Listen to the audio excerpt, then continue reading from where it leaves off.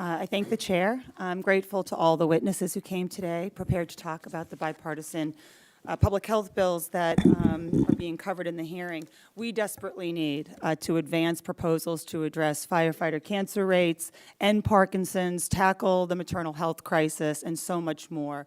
But like so many of my colleagues, I'm disappointed that the legislation focused on critical funding for our children's hospitals, and that's the one that's being politicized, which is why so many of the moms on this committee are speaking up. There are 59 children's hospitals who receive funding for graduate medical education from CHGME, just 1% of all hospitals in the country. But together they train more than half of our pediatricians and pediatric specialists across the country.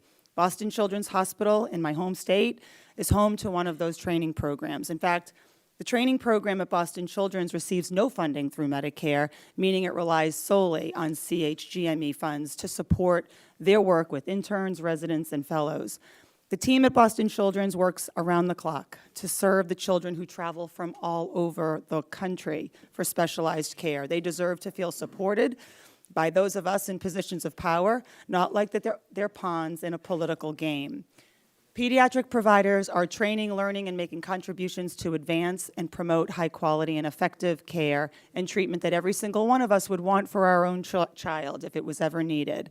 Dr. McNamara, what are some of the challenges the pediatric care workforce is facing? And can you give us examples of the specialized care that would be disrupted if a partisan battle over reauthorization of CHGME continues?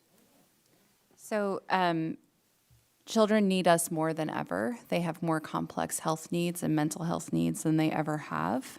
Part of that is because we're very good at providing advanced care that we've been developing over the years. And part of it is because of the current post-pandemic climate. The examples of care that would be affected would be care for congenital heart disease, intensive care for sick kids, sick neonates, routine well care, dentistry. I could go on. I appreciate that. Boston Children's Hospital is home to the first pediatric and adolescent transgender health program in the United States.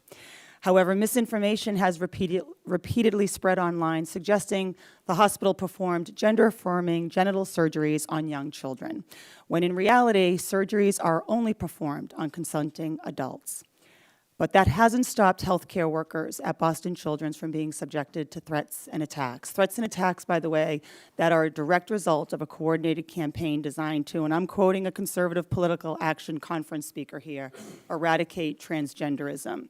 And by inviting a witness to elevate that dangerous rhetoric in the United States Congress, the majority is allowing a target to be painted on the backs of some of our nation's most vulnerable children and the healthcare professionals they rely on. Dr. McNamara, can you speak to the dangers of increased threats and attacks on our nation's pediatric healthcare professionals, and do you think this intimidation undermines their ability to recruit specialists or continue providing a high level of care? I absolutely do. I think if I was a medical student looking at the current political climate, it would feel overwhelming. I appreciate your candor, Doctor. Time and time again, I've heard my colleagues across the aisle discuss the urgent need to address the youth mental health crisis.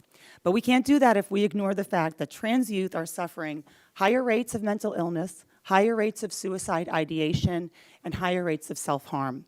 A problem with a large body of medical literature demonstrating that with support at home, in school, and in communities, coupled with access to gender-affirming care, trans youth do as well on mental health measures as their cisgender peers.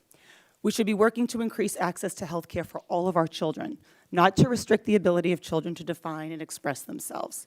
A ban on gender-affirming care is dangerous, it's misguided, and it's cruel. And it's a shame that Republicans are using what should be a bipartisan piece of legislation to contribute to the dangerous attack on our most vulnerable children. They deserve better. I yield back.